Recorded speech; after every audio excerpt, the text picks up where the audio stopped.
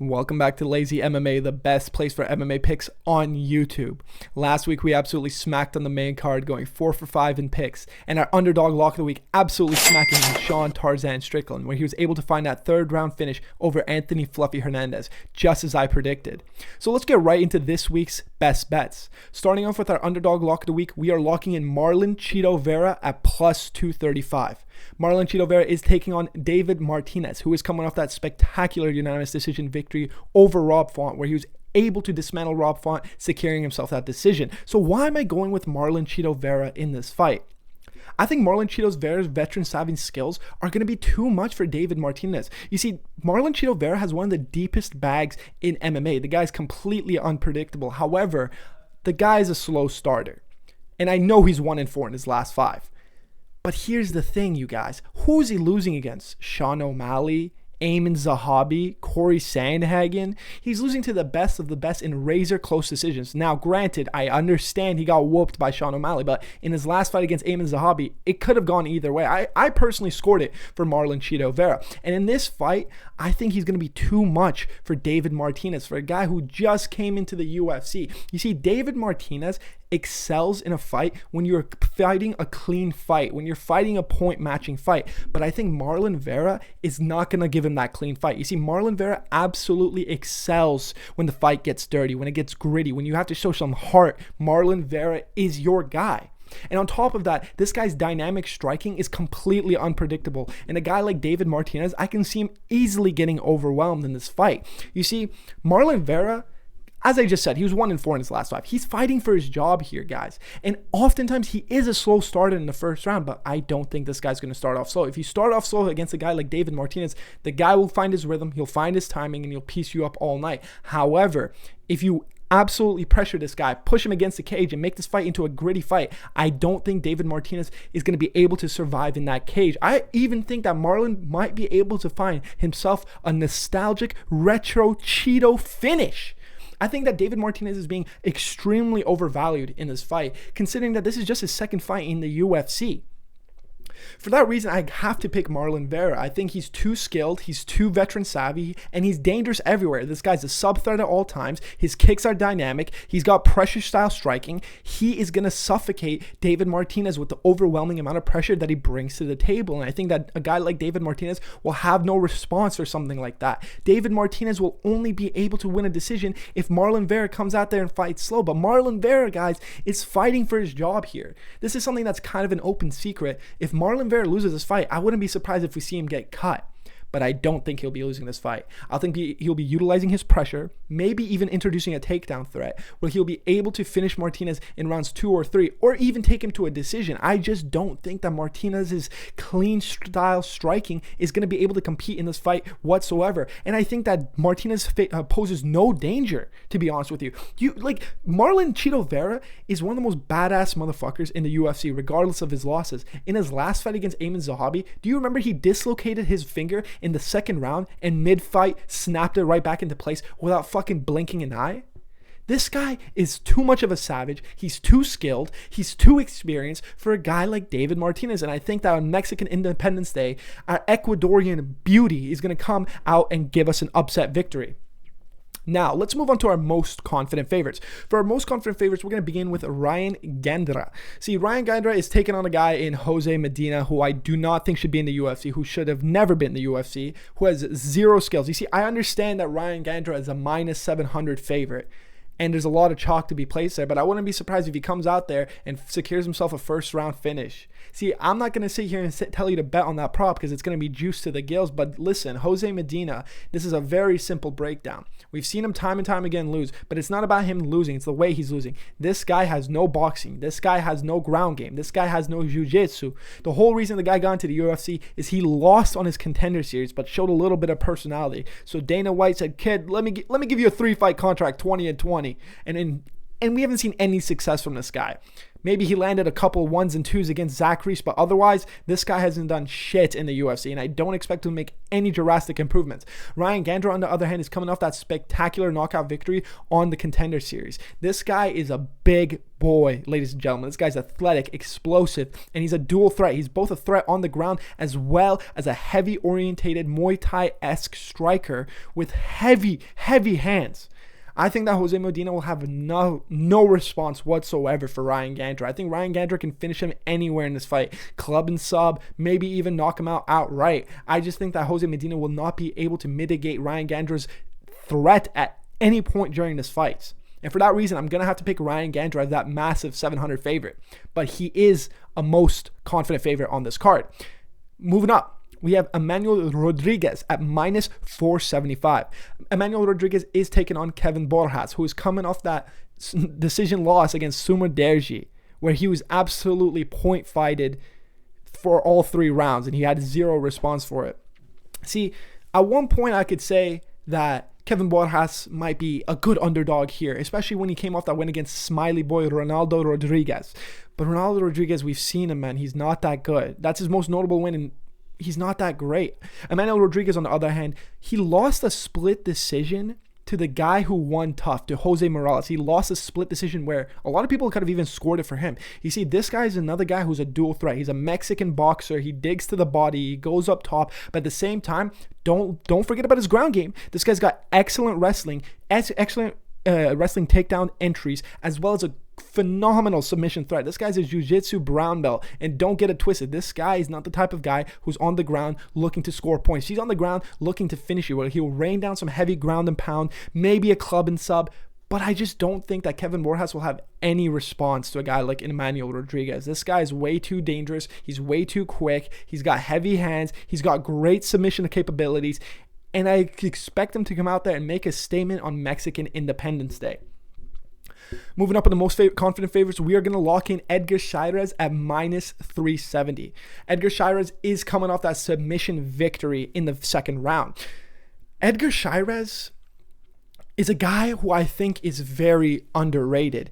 I think that his career got put down a little bit in terms of excitement because he lost a decision victory. He lost a decision to Joshua Van, the current champion of flyweight. Edgar Chairez, man, he's proven to be a very skilled flyweight. This guy's an up-and-comer. He's truly someone to look out for. And I can't lie to you, they gave this guy a layup.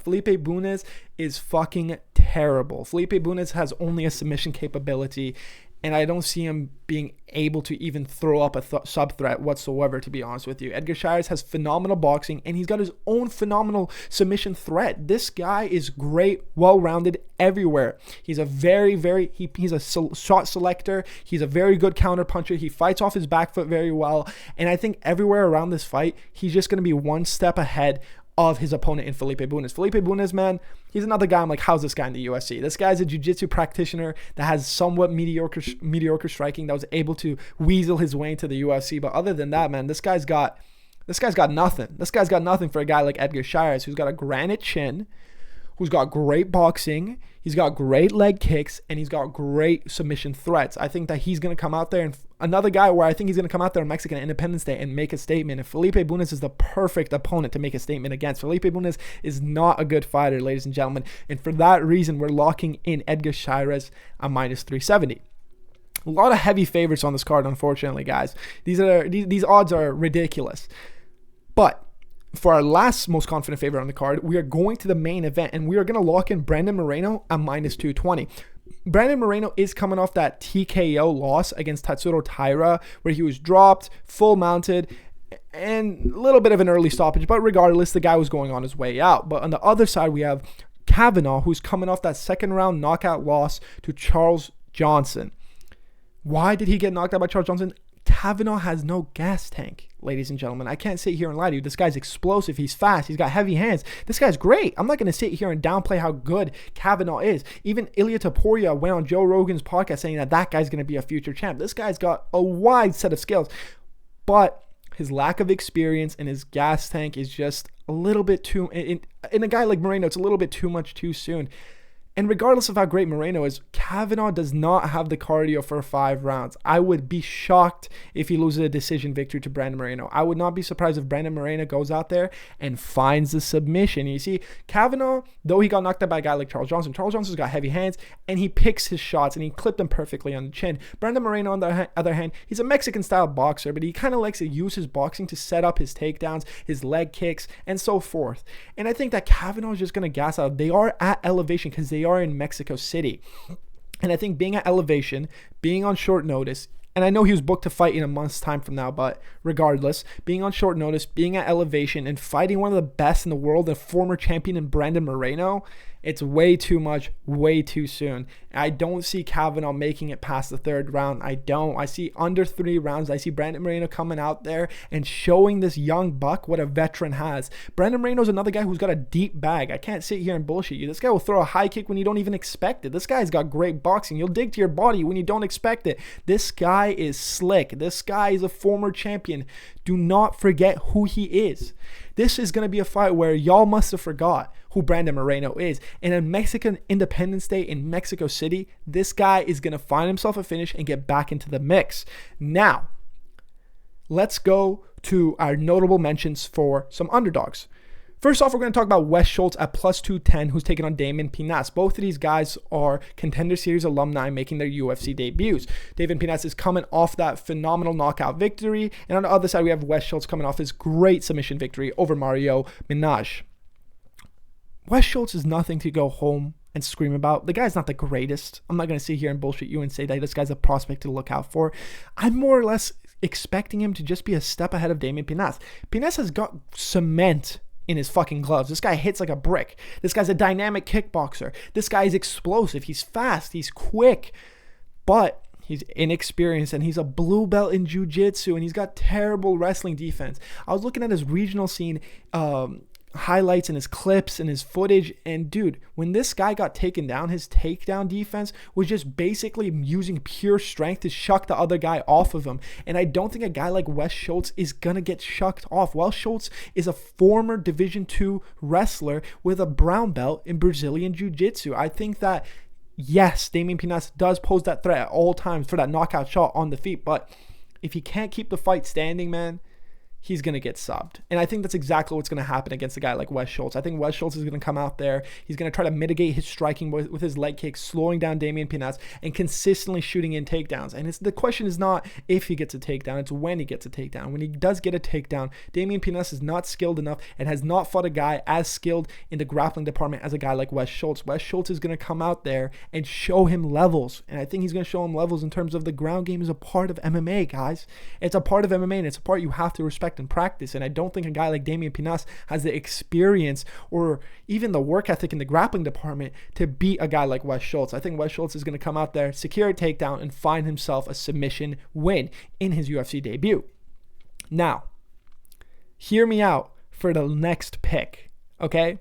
For our next most notable underdogs on the card, we are picking Chris Moutinho at plus 500 against Christian Quinones. Christian Quinones is coming off 2 submission losses.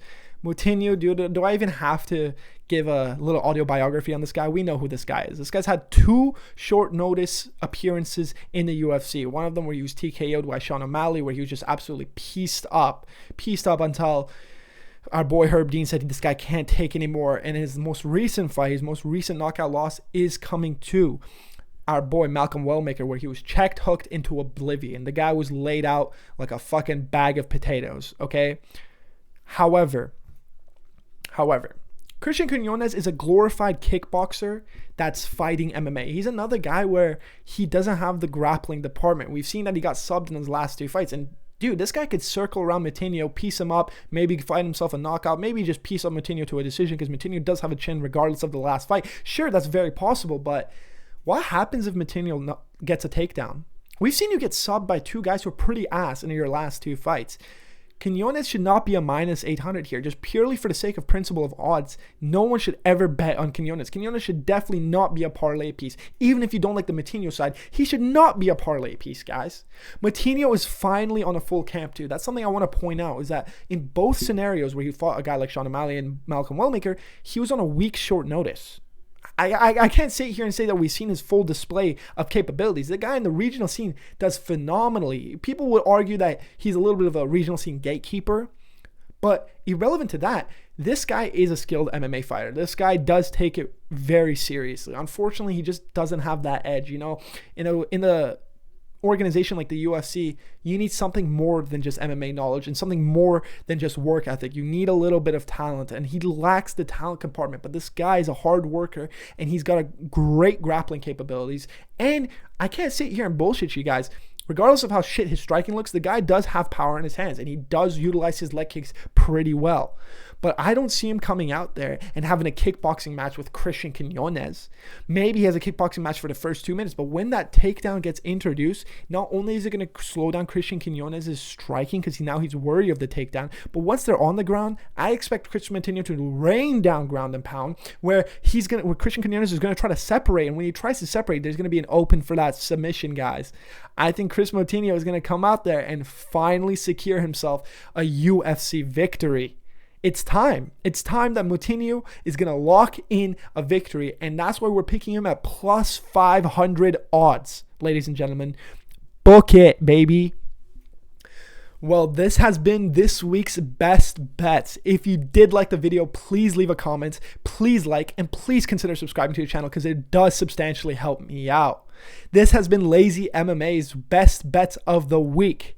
Lazy analysis, serious results.